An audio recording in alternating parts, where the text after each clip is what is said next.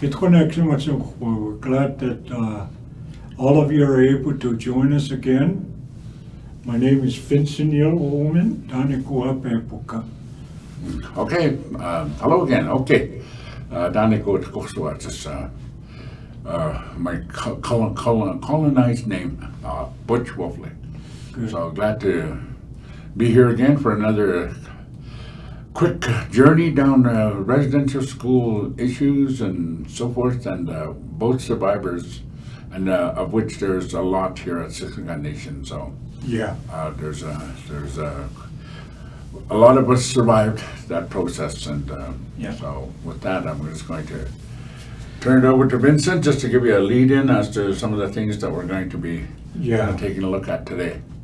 You know, there's a lot about residential school. I think that subject never comes to an end regarding this residential school, simply because it's still ongoing. And they had a huge finding of unmarked graves. When was that? May, Yeah. June, July, Yeah. somewhere there. But anyways, what the survivors have been saying, that it wasn't new to us. We've been telling them that there's children that we heard and others seen, and those stories were given to the people, and they knew, and the government knew. So now that they're saying they discovered it, but we knew that they've been there for a long time. So regarding residential school, there's a lot of stuff that people are asking. One of the questions that I find most of the time coming up is, well, why did they do that to you guys? You know, when you think about it, why did they do that to us? Why is it that they wanted so much to get rid of the First Nations in the way that it happened? Now that people are beginning to realize about the history was pretty well hidden, and so when you study history and find that there were different people that stood up for us and wanted to make things in a good way for First Nations, those people were either fired from their jobs, or they were told to be quiet, never to raise anything regarding First Nation, some of the harm and some of the wrongs that were going on back then. And now the young kids today, my grandkids and people young age in elementary school, high school, why is it that they wanted to get rid of you guys so much? What is it that was in the back of their minds? It's all about, in a good way, in a bad way, I don't know how you want to say it. What they saw was the land, the good abundance of land and resources on top of the land and in the ground. So Napiquek saw that, and to them, they just happened to see native people on that land. So they wanted to get rid of us. Ever since then, it hasn't stopped. That's why we're still on reserves. That's what I mean, it hasn't stopped. And when you look at our blood quantum, that's another way of them trying to get rid of us in a more human way, I suppose. And Siksika Nation, they're saying in I don't know how many years we will be history because of the blood quantum. What I could just see full 100% Blackfoot, Siksika. So what do? They want to get rid of us. They've been trying to do that. It hasn't stopped. And one of the tools that they used was residential school. So I think those have to be said in history book about how they wanted to get rid of us. Yeah, and you're quite right. There were things in place long before Canada even became Canada in 1867. It was, in fact, it was referred to as the province of Canada because of the. It was situated on the eastern part of what we know as Canada now, and in the 1700s, just forget the exact date. I don't want to throw it out, but around 1760 or something like that. There was what was known as the Royal Proclamation by the British government, which set out our rights, or they're honoring our being here. As you said, they didn't realize that there were people living here. Because we were sort of looked at as being in the way, so to speak, just like animals and so forth. And so with the Royal Proclamation honoring our existence here on this land, which then evolved into what is known as the Confederation of Canada in 1867. And that it took at least about a good 100 years for that to happen. And we were already recognized by the British Parliament and by the Commonwealth as as occupants of this land, along with all these other tribes that were noted, such as the Cree, the Gros-Ventre, Sarcee, and Ojibwe, and so forth. We were all were occupants of this land. And it's just that they hadn't figured out a way to work with that. Because they couldn't just, I guess you could say, like down in the States, how they just killed everybody off. It was just full-on genocide in the United States. But their general practice was just to kill the Indians that were occupying those lands, or marching them off to another part of the country because they needed the territory that they had occupied through centuries. So with that, and I'm glad you brought that up regarding the land issue, because that kind of formed the basis of the government's response to have this policy of somehow getting rid of us. And through, of course, the diseases that they brought into our area, which our immune systems were not prepared for those. But then our ancestors survived those. So this survival thing, we talk about residential school survivors, you can actually go back and start looking at the land survivors that survived and got an immune system to these diseases, and those are our ancestors. And then within our time, the residential schools were brought in as a way of getting the Indian out of us, to turn us into brown white people, as a very genocidal approach through various means, and formation of the law, which was the Northwest Mounted Police, who worked alongside these agencies and administration to eradicate us from this land. And so some people have also mentioned, why can't there should be a full-scale investigation? Well, that would be just like the RCMP investigating their past, of which they're very proud of, and they look at it as an honorable history, which it wasn't, because of their collusion with the government to subjugate us in residential schools. So one of the things that some people have talked about is, well, why don't they do an inquiry, an independent inquiry, like they did back in that time with the pipelines and everything? They came up, and the judicial system, they did the Berger report, they did the royal, there was another royal process that they wanted to get the indigenous people to bring out their viewpoints, to voice their concerns about all kinds of things. And one of them was the residential schools that was voiced at the time. So this is these are I guess you could say sooner or later somebody was going to say, okay, we made a mistake.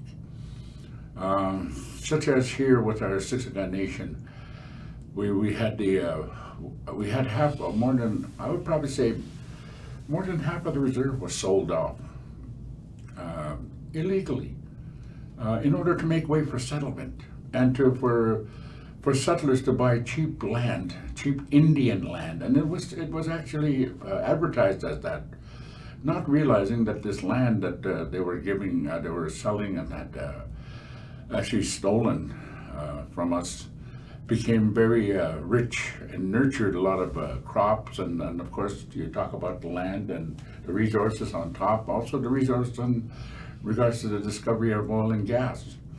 And these have served to place more pressure on us to live within this allotted land reserves, of which are they're federal land. And so we were here long before even the province became a province. And nowadays the province thinks that they can overrule anything that we try and do here at the nation in order to better ourselves, and not realizing that they weren't even part of the treaty process, of which we still honor to this day. Because of our ancestors' belief that and faith that what was being done would take care of future generations. And future generations, they didn't realize that there were some pretty, I would say, bad liars at that time, always pointing towards the land. So there is a lot of issues, and even with the railroad. Like I just heard that there's some CN is trying to buy out CPR, and here we still have some CPR claims here on our nation, where the CPR basically took land and used it for the joining of the nation from sea to sea with a cross-country railroad that just happens to run through our reserve. So with these kind of issues that are happening out there, we're still not being treated as human beings. Just like in regards to the blood quantum, we're the only human race, other than animals, that have to prove who we are by our blood. A Scotsman, an Englishman, a Chinese person, an Asian person, they don't have to prove that they're of that descendant. They don't have to take blood quantum tests to see if they're still that ethnicity. But we're the only ones that are subjected to that. And of course, those are things that are still being looked at. And residential schools was just another form of nowadays they're calling it genocide. And genocide is if you read and look at the interpretation of genocide, it's total eradication of an ethnic group, and that's what's still happening today. So you can have all the legal arguments you want against it, but then here's the other thing: the courts are occupied by a lot of. Majority are non-indigenous people. Yeah. So we don't really have true faith in the court system.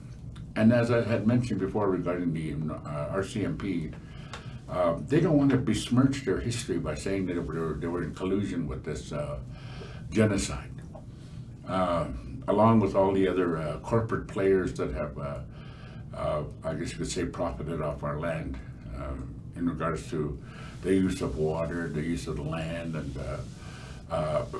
appropriation of certain areas that were sacred in our within our territories, and turning them into profit-making tourist sites. And so that's there's a lot to learn in regards to the background of residential schools, where they came up in this line of history.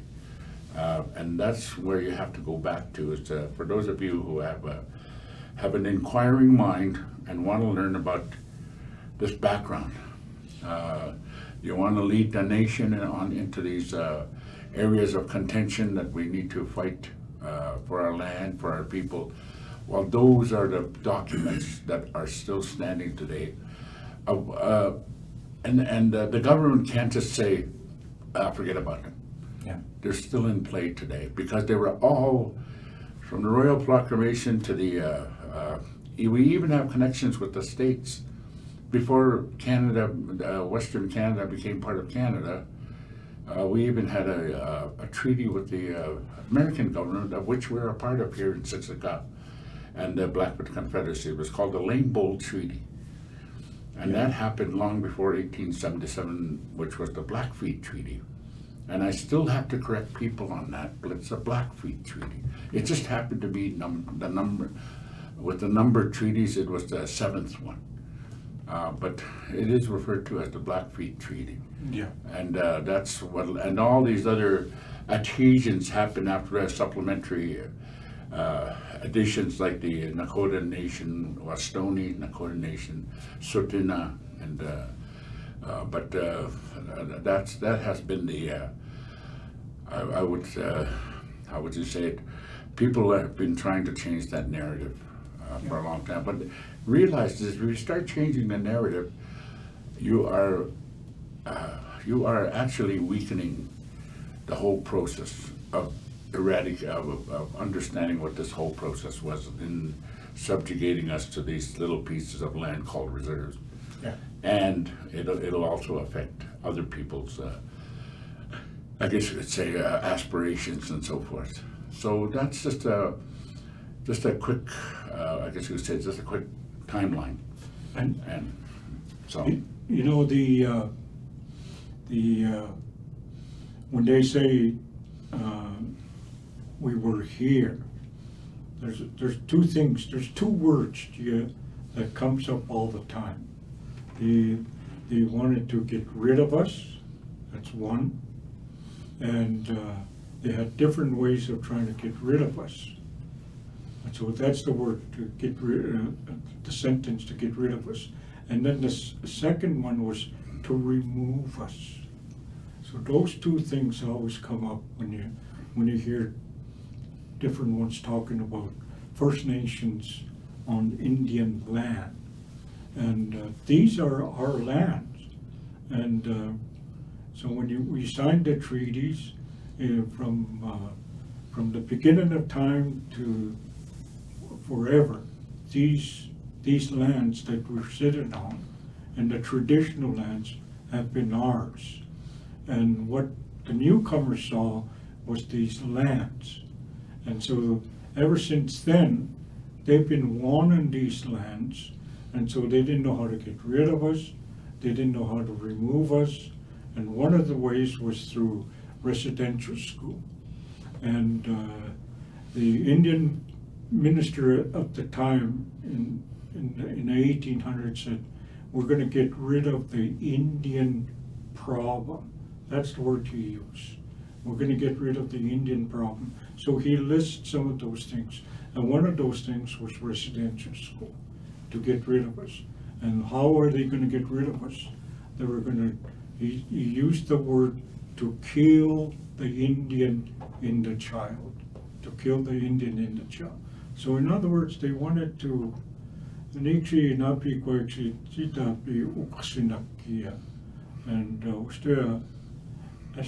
no makuti samu itukitopo sakui amo the land that gistono no kitopo makuti. So ever since then they've been trying to do things to us to remove us, to get rid of us.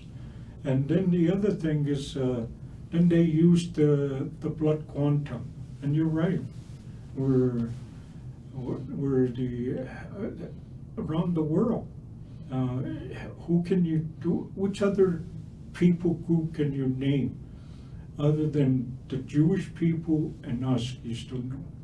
They've been trying to get rid of us for a long time, and so when somebody says I'm a full-blooded Siksika, Blackfoot.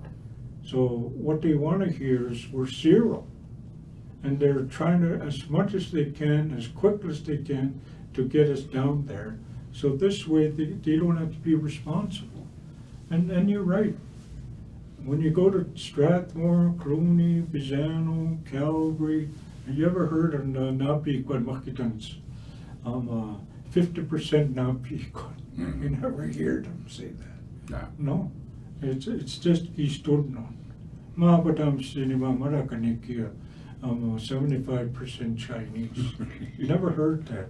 Or a Hindu, Pakistan. No, the Kisturno were the only ones in Nuksakui that they've been trying to get rid of us for a long time. They've been trying to remove us for a long time, and it's sad how they've been trying to do that all these years. And these lands are sacred to us, and the Ixkunatapso, and the recent Kistunun Siksika, and all of the Blackfoot Confederacy people, Gaina, Amskapi Pikanigi, Pikanikoex, we knew what to do. Those values that we talked about before, from the beginning of time, have helped us through the challenges. And when the residential school came in, that era came in, those values that we were taught by our ancestors helped us get through. And we talked about that a couple of weeks ago, about the humor. Some of the values, then one of those things with the humor part of those values, we were able to use that when we were faced with challenges. And that's why today people, First Nation people,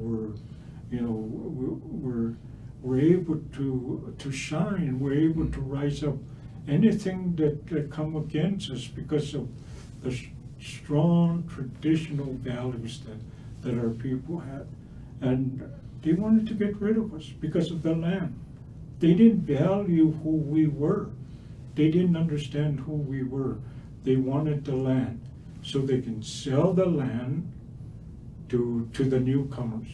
The newcomers wanted to make homes for themselves so they can farm and build businesses and so forth.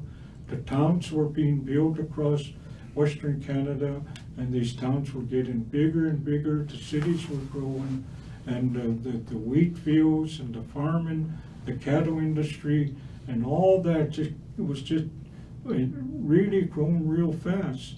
And as the business grew fast, they were running out of land. And it just so happens that Native people had good land and they were on it, and so they were trying to get rid of us. That's why the residential school came into existence, wanted to get rid of us Keystonians. But they didn't. They didn't succeed, and we made it through. And so when somebody asks, why did they try to do that? Why are they trying to get rid of us? And those are one of the things that we need to raise and let them know that why they wanted us to be gone. Mm-hmm. Yeah. And I guess for us, they tell us, well, where's the records? Well, the records are in your hands, because you're the guys that wrote up these proclamations, these treaties, the Indian Act, of which has been a lot of sections have been amended, and the proof is right there. Our stories harken back to the time when our ancestors took care of this land, and they're always instilling in us the beauty of the land, the use of the land, making sure that it regenerates, not to overuse it, and at the same time being able to share the land with impoverished or maybe some other tribes that may be experiencing some setbacks within their territory. There is always a chance for our nations to sit down and work out an agreement to share the land, because within our our teachings, the land doesn't belong to anybody. It's put here for our use, and when we use it properly, we will have a good life with it. And also the fact that when you take a look at what has happened here, you mentioned the residential school. The survivors suddenly came into prominence after the findings of some unmarked graves in Kamloops. The Shuapnaq Nation over there, they unearthed these, and I thank them for bringing this to light, because we've been saying those things forever. But nobody is not going to take our word for it, because we weren't even thought of as human beings, and we were thought of as children. And the people that are supposed to be watching over us regarding this treaty process just didn't do their job. They took advantage of us. And if you looked at it as a family structure, the government has what's called fiduciary responsibility to look after our best interests of us. In other words, they work for us. We don't work for them. They work for us. That's why you have this whole department called Indian Affairs, and they keep changing the name of it. I don't know what it's called now, Indigenous Services Canada. But there's actually a whole department in the government that's supposed to be looking after our best interests according to the treaties. And I'll say there's a lot of, from I guess you could say somebody that looks after you would be kind of like your parent. And for these guys, they've really abused that privilege. And we know what we do with families who abuse their children. Children are very precious and sacred. So think of it in that model. We've been subjected to all this pain and suffering, living under the abused power of our fiduciary responsibility of the government. But I'm glad this thing came to light back with Kamloops, because all of a sudden people are starting to go, really? Is that what really happened? And of course the history books were not written by us. As the word history says, it's his story. That's their story. So now it's time for us to tell our story. Yeah. So we're going to call our story, and we'll have history and we'll have our story. So you can judge it from that standpoint as people who have ancestors who've lived through this. And so the narrative needs to change, which has brought out, the other thing that has come out of all of this thing is all the people that are being very, they're on one end you have people who are very, have a lot of empathy for us, because they realized that was wrong. Yeah. But then on the other side of the spectrum, you have the racists, yeah, that have been taught to think that way, that we Indians are less than everybody. And that has been taught through their families, through their communities, through their municipalities, through their government. Those are all taught at that level. So everywhere along the way, somebody has to take responsibility regarding the issue of racism towards indigenous people. That's really come out into the public lately. And in a roundabout way, it's about time for these people that have these racist attitudes to come out of the woodwork, because they've been doing it all these years under the guise of other different things and hiding very well. But now we have them out in the open, and even our new immigrants that are here around our lands, they've taken up that cause too. Yeah. And they came here to escape that from whichever country that they immigrated from, that they were being subjugated to a lot of pain and suffering, and being taken advantage of, not being recognized, outrightly being killed. And then they come over here and they take on that mindset of this history, that has been foisted on them by, for lack of a better word, I keep saying racist, but that's the only word that I can think of, people who are there just to inflict pain and suffering on us some more because of their warped upbringing. But you can trace that back to your parents, to your grandparents, to your great-grandparents, to whichever country you came from. You didn't think once to thank us for having the opportunity to prosper in this land. So there's like when you get bad service in a restaurant and you say, and the person says, I'm sorry, I always say, I'm sorry is so easy to say. Show me how sorry you are.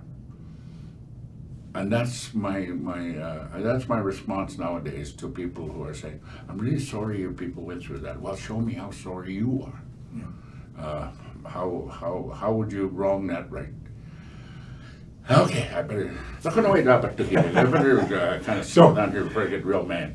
But I believe that that's something that going back to the land again. I think it's like I said, there's so much that we could talk about, the reasons why, and one of those is the land. So we need to spend some time on that, and we did, and our time's up already. Mm-hmm. But next week, what we want to talk about, like this month, has been designated by the government on September the 30th, the Truth and Reconciliation Day. It's Orange Shirt Day. So all across Canada, they'll be talking about truth and reconciliation. So we're going to talk about that next week, about what that means, truth and reconciliation, and why it came out and so forth. I think it's a good, very good subject, and I'm glad that now people are talking about it. And the sad thing, we're going to have to talk about some provinces. One province that doesn't want to acknowledge. Alberta. Just say it, everybody knows. Yeah, it doesn't want to acknowledge that the truth and reconciliation. But most of Canada have embraced that, and they want to move forward and get over it, so we can not us, we're going to keep telling them, here's what happened, here's the harm that went on, and we need to help them in a long ways to do it. And that's what that truth is. We need to talk about the facts, the truth, and what is reconciliation. So next week we'll save that for a good time to talk about that. So just want to thank everybody for joining us, and we'll stay in tune, and we'll see you next week. Tack så mycket.